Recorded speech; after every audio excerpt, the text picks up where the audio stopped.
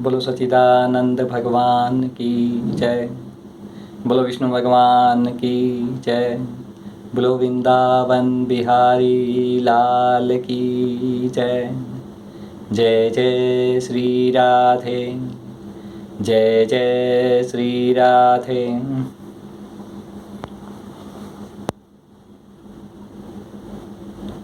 जब यज्ञ हो गया, अब सभासद लोग इस विषय पर विचार करने लगे कि सदस्यों में सबसे पहले किसकी पूजा हो, किसकी अग्र पूजा होनी चाहिए। जितनी मति उतने मत। इसलिए सर्वसम्मति से कोई निर्णय न हो सका। ऐसी स्थिति में सहदेव ने कहा, यदुवंश शिरोमणि भक्त वत्सल भगवान श्री कृष्ण ही सदस्यों में सर्वश्रेष्ठ और अग्र पूजा के पात्र हैं, क्योंकि यही समस्त देवताओं के रूप में है और देश काल धल आदि जितनी भी वस्तुएं हैं उन सब का रूप भी यही है। यह सारा विश्व श्री कृष्ण का ही रूप है। समस्त यज्ञ भी श्री कृष्ण स्वरूप ही हैं। भगवान श्री कृष्ण ही अग्नि आहुति मंत्रों के रूप में हैं।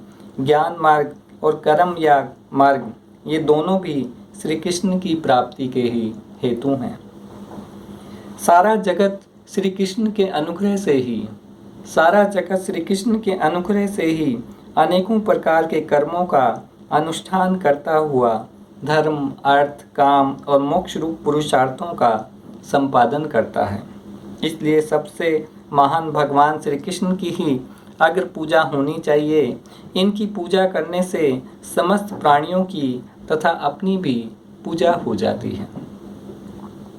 परीक्षित सहदेव भगवान की महिमा और उनके प्रभाव को जानते थे। इतना कहकर वे चुप हो गए। उस समय धर्मराज युधिष्ठिर की यज्ञ सभा में जितने सत्पुरुष उपस्थित थे, सब ने एक स्वर से बहुत ठीक कहकर सहदेव की बात का समर्थन किया।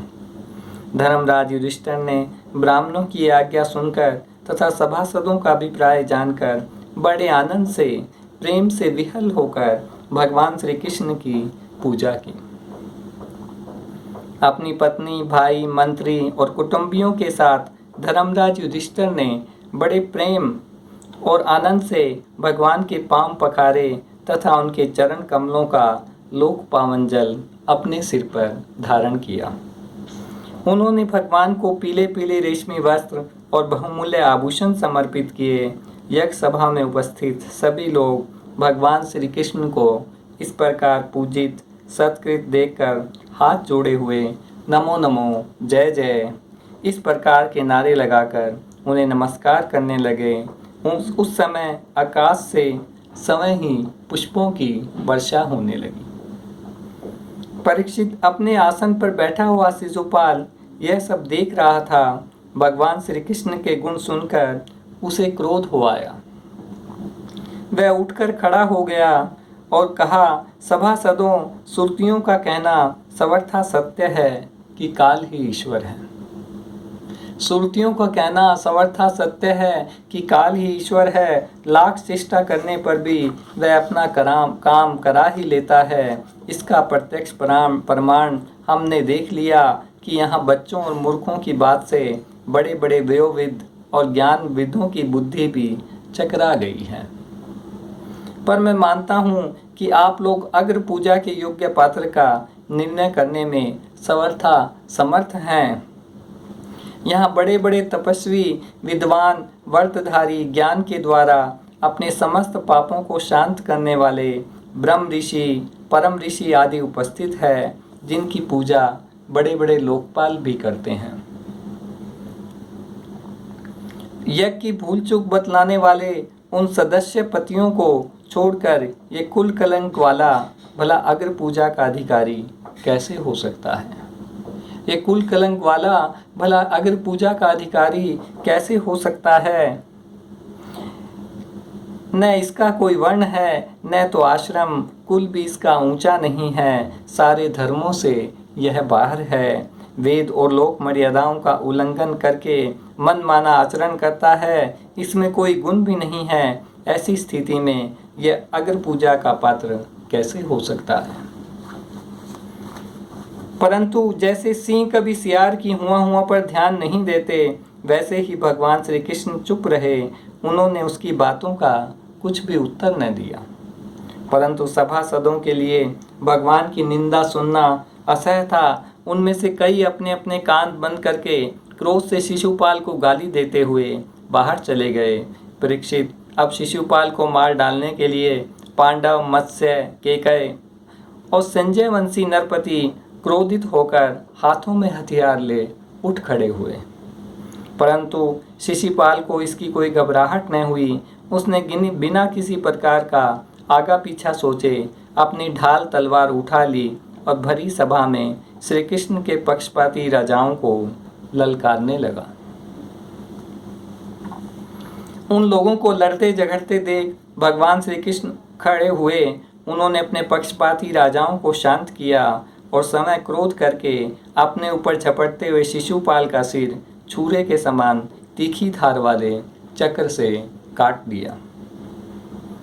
शिशुपाल के मारे जाने पर वहां बड़ा कोलाहल मच गया। उसके अनुयायी नरपति अपने अपने प्राण बचाने के लिए वहां से भाग खड़े हुए। जैसे आकाश से गिरा हुआ लूक धरती में समा जाता है, वैसे ही सब प्राणियों की देखते देखते शिशुपाल के शरीर से एक ज्योति निकलकर भगवान श्री कृष्ण में समा गई। परीक्षित, शिशुपाल के अंतःकरण में लगातार 3 जन्म से वैर भाव की अभिवृद्धि हो रही थी। इस प्रकार वैर भाव से ही सही ध्यान करते करते वह तन्मय हो गया, पाषाण हो गया। सच है, मृत्यु के बाद होने वाली गति में भाव ही कारण है। मृत्यु के बाद होने वाली गति में भाव ही कारण है। शिशुपाल को सद्गति होने के बाद चक्रवर्ती धर्मराज युधिष्ठिर ने सदस्यों ऋत्विजों को पुष्कल दक्षिणा दी। सबका सत्कार करके विधि पूर्वक यज्ञांत स्नान, अभृत स्नान किया। परीक्षित, इस प्रकार योगेश्वर भगवान श्री कृष्ण ने धर्मराज युधिष्ठिर का राजसूय यज्ञ पूर्ण किया। अपने सगे संबंधी और सुहृदों की प्रार्थना से कुछ महीने तक वहीं रहे। इसके बाद राजा युधिष्ठिर की इच्छा न होने पर भी सर्वशक्तिमान भगवान श्री कृष्ण ने उनसे अनुमति ले ली और अपनी रानी तथा मंत्रियों के साथ इंद्रप्रस्थ से द्वारकापुरी की यात्रा की। महाराज युधिष्ठिर राजसूय यज्ञ का यज्ञांत स्नान करके ब्राह्मण और क्षत्रियों की सभा में देवराज इंद्र के समान शोभायमान होने लगे। परीक्षित, सब तो सुखी हुए, परंतु दुर्योधन से पांडवों की यह उज्जवल राजलक्ष्मी का उत्कर्ष सहन नहीं हुआ, क्योंकि वह स्वभाव से ही पापी, कलह प्रेमी और कुरुकुल का नाश करने के लिए एक महान रोग था। राजा परीक्षित ने पूछा, भगवान, अजात शत्रु धर्मराज युधिष्ठिर के राजसूय यज्ञ महोत्सव को देखकर जितने मनुष्य, नरपति, ऋषि, मुनि और देवता आदि आए थे, वे सब आनंदित हुए, परंतु दुर्योधन को बड़ा दुख, बड़ी पीड़ा हुई। यह बात मैंने आपके मुख से सुनी। भगवान, आप कृपा करके इसका कारण बतलाइए। सुखदेव जी ने कहा, परीक्षित, तुम्हारे दादा युधिष्ठिर बड़े महात्मा थे। उनके प्रेम बंधन से बंधकर सभी बंधु बांधवों ने राजसूय यज्ञ में विभिन्न सेवा कार्य स्वीकार किया था। भीमसेन भोजनालय की देखरेख करते थे। दुर्योधन कोषाध्यक्ष थे। सहदेव अभ्यागतों की स्वागत सत्कार में नियुक्त थे। नकुल विविध प्रकार की सामग्री एकत्र करने का काम देखते थे। अर्जुन गुरुजनों की सेवा करते थे। स्वयं भगवान श्री कृष्ण आए हुए अतिथियों के पांव पखारने का काम करते थे। देवी द्रौपदी भोजन परोसने का काम करती और उदार शिरोमणि कर्ण खुले हाथों से दान किया करते थे। परीक्षित, वे सब के सब वैसा ही काम करते थे जिससे महाराज युधिष्ठिर का प्रिय हो, हित हो और उन्हें आनंद हो। एक दिन की बात है, भगवान के परम प्रेमी महाराज युधिष्ठिर के अंतःपुर की सौंदर्य संपत्ति और राजसूय यज्ञ द्वारा प्राप्त महत्व को देखकर दुर्योधन का मन दाह से जलने लगा, ईर्ष्या से जलने लगा। एक दिन राजाधिराज महाराज युधिष्ठिर अपने भाइयों, संबंधियों एवं नैनों के तारे परम हितैषी भगवान श्री कृष्ण के साथ मैं दानव की बनाई हुई सभा में स्वर्ण सिंहासन पर देवराज इंद्र के समान विराजमान थे। उनकी भोग सामग्री, उनकी राज्य लक्ष्मी ब्रह्मा जी के ऐश्वर्य के समान थी। वंदी जन उनकी स्तुति कर रहे थे। उसी समय अभिमानी दुर्योधन अपने दुशासन आदि भाइयों के साथ वहां आया। उसके सिर पर मुकुट, गले में माला और हाथ में तलवार थी। उस सभा में मैं दानव ने ऐसी माया फैला रखी थी कि दुर्योधन उससे मोहित हो स्थल को जल समझकर अपने वस्त्र समेट लिया और जल को स्थल समझकर वह उसमें गिर पड़ा। उसको गिरते देखकर भीमसेन, राजरानियां तथा दूसरे नरपति हंसने लगे। यद्यपि युधिष्ठिर उन्हें ऐसा करने से रोक रहे थे, परंतु प्यारे परीक्षित, उन्हें इशारे से श्री कृष्ण का अनुमोदन प्राप्त हो चुका था।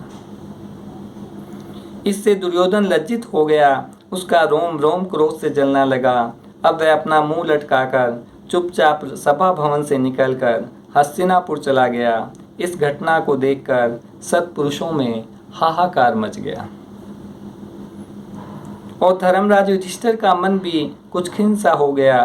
परीक्षित, यह सब होने पर भी भगवान श्री कृष्ण चुप थे। उनकी इच्छा थी कि किसी प्रकार पृथ्वी का भार उतर जाए और सच पूछो तो उन्हीं की दृष्टि से दुर्योधन को वह भ्रम हुआ था।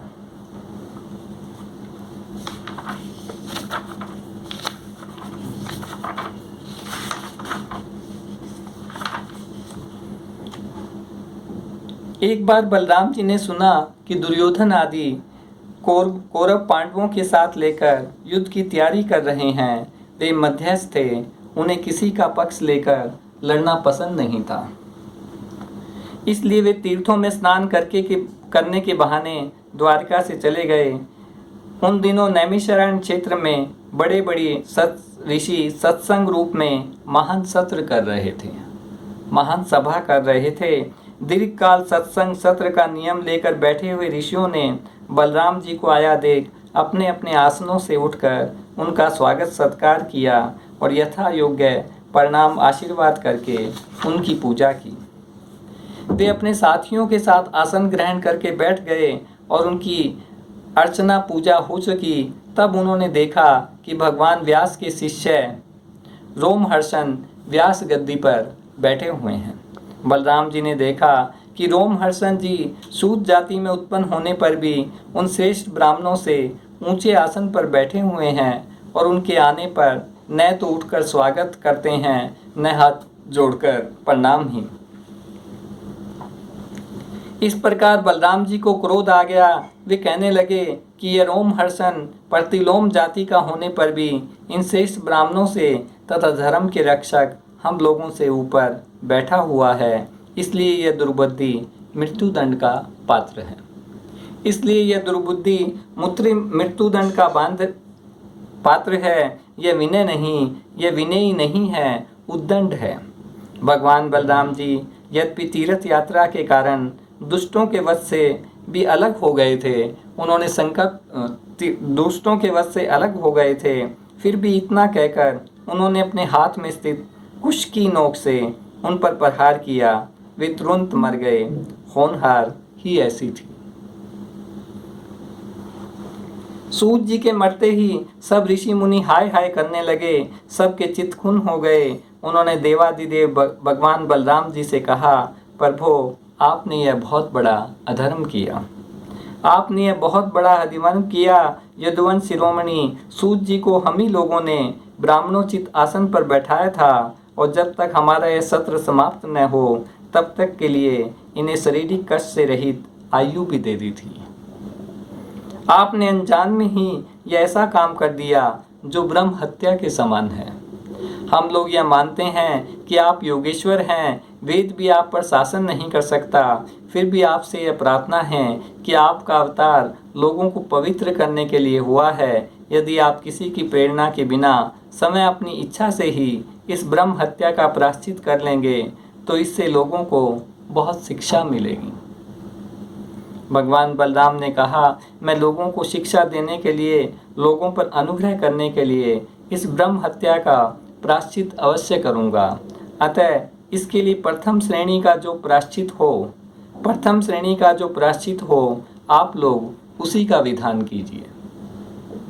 ऋषियों ने कहा, बलराम जी, आप ऐसा कोई उपाय कीजिए जिससे आपका शास्त्र पराक्रम और इनकी मृत्यु भी व्यर्थ न हो। हम लोगों ने इन्हें जो वरदान दिया था वह भी सत्य हो जाए।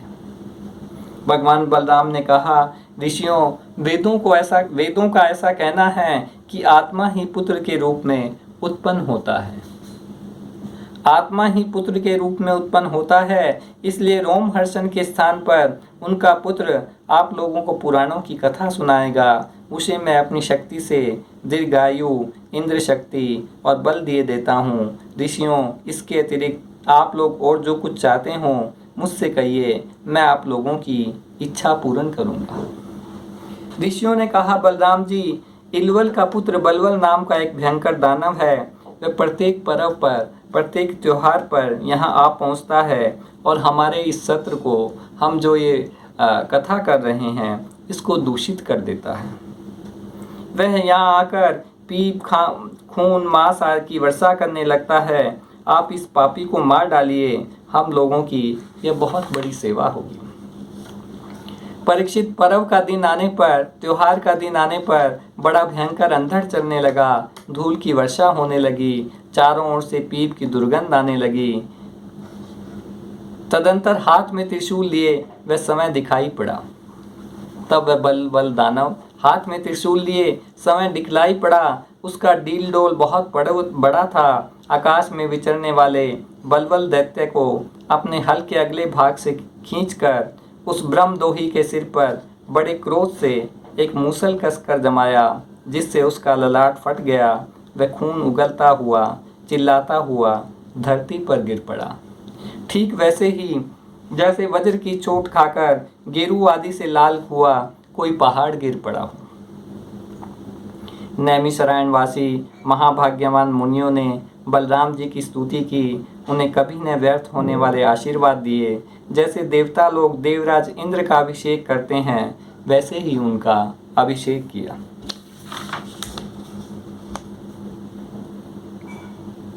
जिस दिन रणभूमि में भीमसेन और दुर्योधन गदा युद्ध कर रहे थे, उसी दिन बलराम जी अपनी तीर्थ यात्रा पूरी कर उन्हें रोकने के लिए कुरुक्षेत्र आ पहुंचे। उस समय भीमसेन और दुर्योधन दोनों ही हाथ में गदा लेकर एक दूसरे को जीतने के लिए क्रोध से भरकर भांति भांति के पैतरे बदल रहे थे। उन्हें देखकर बलराम जी ने कहा, राजा दुर्योधन और भीमसेन, तुम दोनों वीर हो, तुम दोनों में बल पुरुष भी समान है। मैं समझता हूँ भीमसेन में बल अधिक है और दुर्योधन ने गदा युद्ध में शिक्षा अधिक पाई है। इसलिए तुम लोगों जैसे समान बलशालियों में किसी प्रकार की ये जय पराजय नहीं होती दिखती। अतः तुम लोग व्यर्थ का युद्ध मत करो, अब इसे बंद कर दो। परीक्षित, बलराम जी की बात दोनों के लिए हितकर थी, परंतु उन दोनों का वैर भाव इतना दृढ़मूल हो गया था कि उन्होंने बलराम जी की बात न मानी। भगवान बलराम जी ने निश्चय किया, इनका प्रारब्ध ऐसा है, ऐसा ही है, इसलिए उसके संबंध में विशेष आग्रह न करके वे द्वारिका लौट गए। परीक्षित, भगवान बलराम समय अनंत है, उनका स्वरूप मन और वाणी के परे है। उन बलशाली बलराम जी के ऐसे ऐसे चरित्रों की गिनती भी नहीं की जा सकती। श्री कृष्ण जी के द्वारा सुदामा जी का स्वागत। राजा परीक्षित ने पूछा, भगवान प्रेम और मुक्ति के दाता परब्रह्म परमात्मा भगवान श्री कृष्ण की शक्ति अनंत है, इसलिए उनकी माधुर्य और ऐश्वर्य से भरी लीलाएं भी अनंत हैं। अब हम उनकी दूसरी लीलाएं, जिनका वर्णन आपने अब तक नहीं किया है, सुनना चाहते हैं। जो वाणी भगवान के गुणों का गान करती है, वही सच्चे हाथ हैं। वे ही हाथ सच्चे हाथ हैं जो भगवान की सेवा के लिए काम करते हैं। वही मन सच्चा है जो चराचर प्राणियों में निवास करने वाले भगवान का स्मरण करता है और जो सर्वत्र सब जगह भगवत विग्रह का दर्शन करते हैं। वे ही नेत्र वास्तव में नेत्र हैं। शरीर के जो अंग भगवान और उनके भक्तों के चरणोदक का सेवन करते हैं, वे ही अंग वास्तव में अंग हैं। सच पूछिए तो उन्हीं का होना सफल है। सुखदेव जी ने कहा, परीक्षित, एक ब्राह्मण भगवान श्री कृष्ण के परम मित्र थे। वे बड़े ब्रह्म ज्ञानी, विषयों से विरक्त, शांत चित्त और जितेंद्रिय थे। उनके वस्त्र तो फटे पुराने थे ही, उनकी पत्नी भी वैसी ही थी। वह भी अपने पति के समान ही भूख से दुबली हो रही थी। एक दिन दरिद्रता की प्रतिमूर्ति दुखनी पतिव्रता भूख के मारे कांपती हुई अपने पतिदेव के पास आई और मुरझाए हुए मुंह से बोली, भगवान साक्षात लक्ष्मीपति भगवान श्री कृष्ण आपके सखा हैं। वे शरणागत वत्सल और ब्राह्मणों के परम भक्त हैं। परम भाग्यवान आर्यपुत्र, वे साधु संतों के, सत्पुरुषों के एकमात्र आश्रय हैं। आप उनके पास जाइए। जब वे जानेंगे कि आप कुटुंबी हैं और अन्न के बिना दुखी हो रहे हैं, वे आपको बहुत सा धन देंगे। आजकल भोज अंतकवंशी यादवों के स्वामी के रूप में द्वारका में ही निवास कर रहे हैं और इतने उदार हैं कि जो उनके चरण कमलों का स्मरण करते हैं, उन प्रेमी भक्तों को वे अपने आप तक का दान कर डालते हैं। इस प्रकार जब उन ब्राह्मण देवता की पत्नी ने अपने पति देव से कई बार बड़ी नम्रता से प्रार्थना की, तब उन्होंने सोचा कि धन की कोई बात नहीं है, परंतु भगवान श्री कृष्ण का दर्शन हो जाएगा तो यह जीवन का बहुत बड़ा लाभ है। यह विचार करके उन्होंने जाने का निश्चय किया और पत्नी से बोले, कल्याणी, घर में कुछ भेंट देने योग्य वस्तु भी है क्या? यदि हो तो दे दो। तब उस ब्राह्मणी ने पास पड़ोसों के ब्राह्मणों के घर से 4 मुट्ठी चिवड़े मांगकर एक कपड़े में बांध दिए और भगवान को भेंट देने के लिए अपने पतिदेव को दे दिए। इसके बाद वे ब्राह्मण देवता उन चूड़ों को लेकर द्वारिका के लिए चल पड़े। परीक्षित, द्वारका में पहुंचने पर वे ब्राह्मण देवता दूसरे ब्राह्मणों के साथ सैनिकों की 3 छावनियां और 3 ड्योढ़ियां पार करके भगत धर्म का पालन करने वाले अंधक और यादवों के महलों में, जहां पहुंचना अत्यंत कठिन है, जा पहुंचे। उनके बीच भगवान श्री कृष्ण की 16,000 रानियों के महल थे। उनमें से एक में उन ब्राह्मण देवता ने प्रवेश किया। उस समय भगवान श्री कृष्ण अपनी प्राण प्रिया रुक्मणी जी के पलंग पर विराजे हुए थे। ब्राह्मण देवता को दूर से ही देखकर वे सहसा उठ खड़े हुए। उनके पास आकर बड़े आनंद से उन्हें अपने भुजपास में बांध लिया। परीक्षित, परमानंद स्वरूप भगवान अपने प्यारे सखा ब्राह्मण देवता के अंग स्पर्श से अत्यंत आनंदित हुए। उनके कमल के समान कोमल नेत्रों से प्रेम के आंसू बरसने लगे। परीक्षित, कुछ समय के बाद भगवान श्री कृष्ण ने उन्हें ले जाकर अपने पलंग पर बैठा दिया और समय पूजन की सामग्री लाकर उनकी पूजा की। प्रिय परीक्षित, भगवान श्री कृष्ण सभी को पवित्र करने वाले हैं, फिर भी उन्होंने अपने हाथों से ब्राह्मण देवता के पांव पखारकर उनका चरणोदक अपने सिर पर धारण किया और उनके शरीर में चंदन, अग्रजा, केसर आदि दिव्य गंधों का लेपन किया। समय भगवती रुक्मणी जी चमन डुलाकर उनकी सेवा करने लगी। अंतःपुर की स्त्रियां यह देखकर अत्यंत चकित हो गई, विस्मित हो गई कि पवित्र कीर्ति भगवान श्री कृष्ण अतिशय प्रेम से इस मैले कुचैले अवधूत ब्राह्मण की पूजा कर रहे हैं। भगवान श्री कृष्ण और वे ब्राह्मण दोनों एक दूसरे का हाथ पकड़कर अपने पूर्व जीवन की उन आनंददायक घटनाओं का स्मरण और वर्णन करने लगे जो गुरुकुल में रहते समय घटित हुई थी। भगवान श्री कृष्ण बोले, धर्म के मर्मज्ञ ब्राह्मण देव, गुरु दक्षिणा देकर जब आप गुरुकुल से लौट आए, तब आपने अपने अनुरूप स्त्री से विवाह किया या नहीं किया? मैं जानता हूँ आपका चित्त गृहस्थी में रहने पर भी पराये विषय भोगों में आसक्त नहीं है। विद्वान, यह भी मुझे मालूम है कि धन आदि में आपकी कोई प्रीति नहीं है, कोई प्रेम नहीं है। इस संसार में शरीर का कारण जन्मदाता पिता प्रथम गुरु है। शरीर का कारण जन्मदाता पिता प्रथम गुरु है। उसके बाद उपनयन संस्कार करके सत्कर्मों की शिक्षा देने वाला दूसरा गुरु है, वह मेरे ही समान पूज्य है। उसके पश्चात ज्ञानोपदेश करके परमात्मा को प्राप्त करने वाला गुरु तो मेरा स्वरूप ही है। परमात्मा को प्राप्त कराने वाला गुरु तो मेरा स्वरूप ही है, वरना शर्मियों के ये 3 गुरु होते हैं। मेरे प्यारे पुत्र, मेरे प्यारे मित्र, गुरु के स्वरूप में मैं समय में हूँ। इस जगत में वर्णाश्रमियों में जो लोग अपने गुरुदेव के उपदेश अनुसार अनायासी भवसागर पार कर लेते हैं, वे अपने स्वार्थ और परमार्थ के सच्चे जानकार हैं। प्रिय मित्र, मैं सबका आत्मा हूँ, सबके हृदय में अंतर्यामी रूप में विराजमान हूँ। मैं गृहस्थ के धर्म, पंच महायज्ञ आदि से, ब्रह्मचारी के धर्म, उपनयन, वेद अध्ययन आदि से, वानप्रस्थी के धर्म, तपस्या से, सब ओर से उपरत हो जाना, इस सन्यासी के धर्म से भी उतना संतुष्ट नहीं होता जितना गुरुदेव की सेवा से संतुष्ट होता हूँ। ब्राह्मण, जिस समय हम लोग गुरुकुल में निवास कर रहे थे, उस समय की वह बात आपको याद है क्या, जब हम दोनों को एक दिन हमारी गुरु पत्नी ने ईंधन डालने के लिए जंगल भेजा था। उस समय हम लोग एक घोर जंगल में गए हुए थे। बिना ऋतु के ही बड़ा भयंकर आंधी पानी आ गया था। वह वर्षा क्या थी, एक छोटा मोटा प्रलय ही था। आंधी के झटकों और वर्षा की बौछारों से हम लोगों को बड़ी पीड़ा हुई। दिशा का ज्ञान न रहा। हम लोग अत्यंत आतुर हो गए और एक दूसरे का हाथ पकड़कर जंगल में इधर उधर भटकते रहे।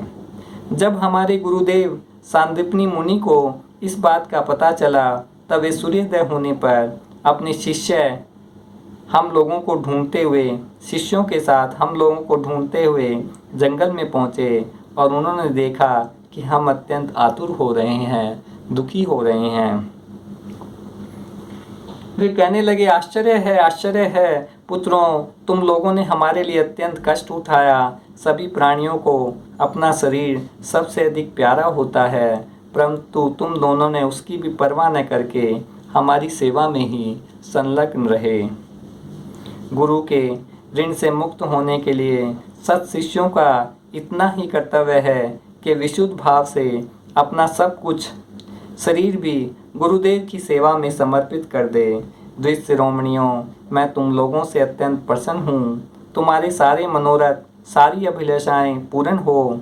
तुम लोगों ने हमसे जो वेदाध्ययन किया है, वह तुम्हें सर्वदा कंठस्थ रहे तथा इस लोक एवं परलोक में कहीं भी निष्फल न हो। ब्राह्मण देवता ने कहा, देवताओं के आराध्य देव जगत गुरु श्री कृष्ण, भला अब हमें क्या करना बाकी है, क्योंकि आपके साथ जो सत्य संकल्प परमात्मा है, हमें गुरुकुल में रहने का सौभाग्य प्राप्त हुआ था। सुखदेव जी कहते हैं, प्रिय परीक्षित, भगवान श्री कृष्ण सबके मन की बात जानते हैं। सबके मन की बात जानते हैं। वे ब्राह्मणों के परम भक्त, उनके क्लेशों के नाशक तथा संतों के एकमात्र आश्रय हैं। अब वे अपने प्यारे सखा उन ब्राह्मण से तनिक मुस्कुराकर विनोद करते हुए बोले। उस समय भगवान श्री कृष्ण उन ब्राह्मण देवता की ओर प्रेम भरी दृष्टि से देख रहे थे। भगवान श्री कृष्ण ने कहा, ब्राह्मण, आप अपने घर से मेरे लिए क्या उपहार लाए हैं? मेरे प्रेमी भक्त जब प्रेम से थोड़ी सी वस्तु भी मुझे अर्पण करते हैं, तो वह भी मेरे लिए बहुत हो जाती है। परंतु मेरे अभक्त यदि बहुत सी सामग्री भी मुझे भेंट करते हैं, जो मेरे भक्त नहीं हैं, वो बहुत सी सामग्री भी भेंट करते हैं, तो भी मैं उनसे संतुष्ट नहीं होता। जो पुरुष प्रेम भक्ति से फल फूल अथवा पत्ता पानी में से कोई भी वस्तु मुझे समर्पित करता है, तो मैं सुचित भक्त का वह प्रेमोपहार स्वीकार ही नहीं करता, बल्कि तुरंत भोग लगा लेता हूँ। परीक्षित, भगवान श्री कृष्ण के ऐसा कहने पर भी उन ब्राह्मण देवता ने लज्जावश उन लक्ष्मीपति को वे 4 मुट्ठी चिवड़े नहीं दिए। उन्होंने संकोच से अपना मुंह नीचे कर लिया।